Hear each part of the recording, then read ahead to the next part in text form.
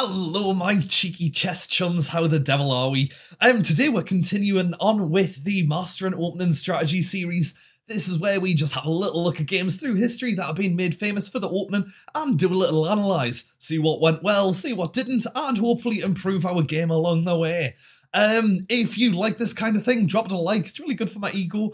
Leave a comment, that's good for the algorithm. And if you could subscribe, that would be wonderful, because I really want to hit 1,000. We're nearly there, so let's just crack on. So this is a game from 1975, I believe. I'll put the names of the players on screen, just because I'm sick of trying to pronounce them, man. They're not easy. But this really highlights the dangers of delayed development and just everything that comes along with that. Really interesting game. So in this is based around the Sicilian. If you don't know the Sicilian, I'm pretty sure I've covered it, and I'll put a little card thing above. So we have the e4, c5, horse e2, the f3, e6, c3. This is the Alapin variation. Specifically, it's the delayed Alapin. Normal Alapin, we would be getting the c3 up first before the horsey, but pretty much plays out very, very similar. And you can already kind of see the plans from this opening. We're going to have plans of trying to thrust forward that d4 pawn there. They'll be planning on doing very, very similar. So we'll just rattle through a few moves at the start here. So the horsey comes down to the f6, pawn pushes forward, directly attacking it, and jumps across to the d5. Pawn comes up, and we do the exchange. Now, you can already see that horsey's he's in a bit of an annoying position there, and he's going to be quite hard to kick out. And from here, all we're going to do is d6, and then the a3 comes up. Now, the point of the a3 is to be able to get the bishop to the d3 without having to worry about the horsey coming down on the b4, which would be super, super annoying for us.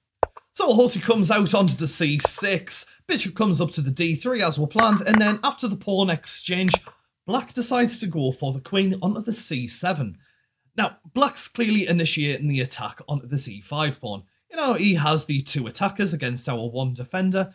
Problem is, he's kind of delaying development a bit. Really, you don't want to be getting the queen out too early, and I know it's not come out too far, but a much better move would have been something like going for the g6, with plans of doing the fianchetto.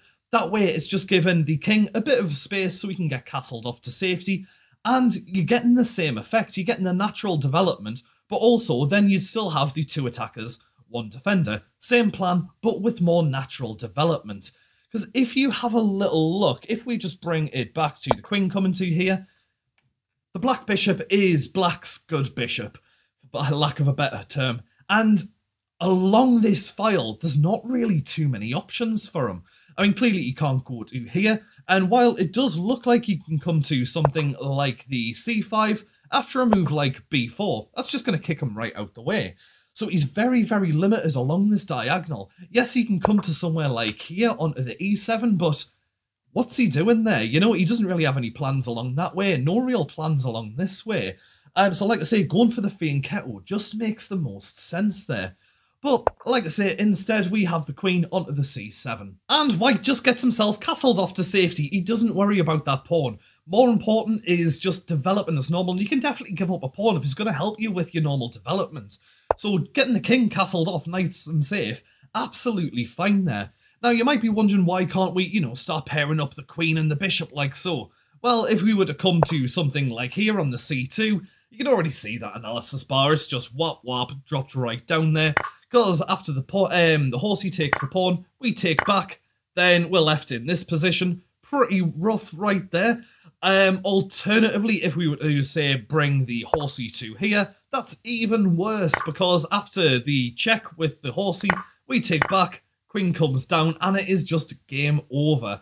And it's very similar if we decided to do the queen to the e2 as well, coming across to here. Again, you can see that analysis bar, because after horsey comes down threatening us, we take back, queen straight down, and it is game over.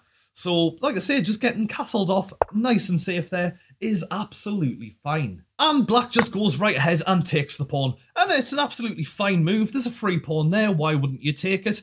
If you wanted to play it safe, which, to be honest, is probably the way I would have played it, I still would have gone for the g6. There was still time to do that. Go for the fianchetto and get castled off.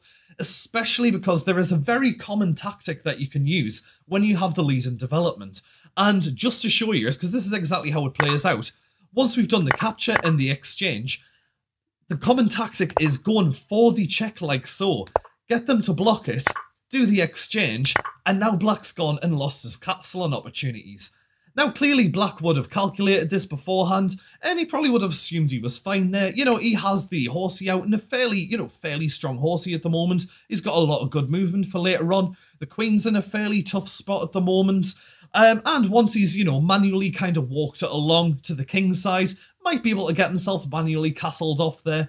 But we're going to see why this isn't the case. Now, first thing we should be doing is looking at this queen, looking at this open file, and looking at this rook. Rooks love open files, as we know, so coming across and just kicking the queen out of the way. And I know it's going to be tempting to bring up the horsey like so, kind of going like that, and, we've got the pin going on. But the problem is, the bishop coming across to here on the d6 is now threatening a mate in one. And yes, it's something that we can deal with, bringing across the queen to here, putting him in check, and then after the king moves out the way, doing the exchange like so. But we want to be constantly applying the pressure. We want black to be moving on our terms. We don't want to be the ones being forced to defend. So just bringing across the rook and then kicking the queen out of the way, black is moving on our terms, not the other way around. So queen comes across to the f3, just staring down, looking at trying to grab this pawn. And also, it's just making a little bit of room there, because this rook is desperate to connect with the other one and get onto this d-file, staring down like so. And you can see constantly just applying that pressure. And then the king is forced to move back, and he decides to go for the e8. Now, there is quite a funny line where instead of going for the e8, he can bring the bishop across to here. Now, it looks like we can just go up and just grab that pawn. But you can just see analysis bars just jumped right the way down. Because clearly, rook's going to come across, stare us out of the way, and then we have to come across to here. And there's just a really funny line that I just wanted to show you, where he can give up the rook, king then takes, then after check, we block, check with the rook, move back, and then takes. We can then take the queen, he takes ours back and does the exchange. He's threatening the discovered check there, so the king has to move out the way. And you can just see things are now in black's favour, and we have just lost all that lovely development that we had there. Like I say, just a funny little line that I wanted to show you. So black rightly decides to go for, where were we? The e8. Now, clearly, white is ahead in development, and what do you want to do when you're ahead in development? Well, you want to try and make an exchange. So, bringing out the horsey to the c3, most natural move. And to be honest, for black, he would be better off actually going ahead and taking it. You can see analysis bar hasn't really moved too much there, but instead, he decides to bring across the rook onto the d8. Now, obviously, he's trying to pair these guys up together like so, but you can just see analysis bar shot up in white's favour. Because all white has to do now is just keep developing, but with tempo. So bringing across the rook onto the g5, force him to move down that pawn, weaken off this king side here.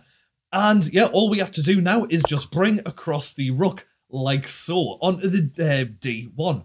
And you can just see we now have the rook's open files staring down like so. You might be wondering why we're not too bothered about this. Well, if he does go ahead and take, then we can just hom nom nom nom nom, go ahead and take that horsey.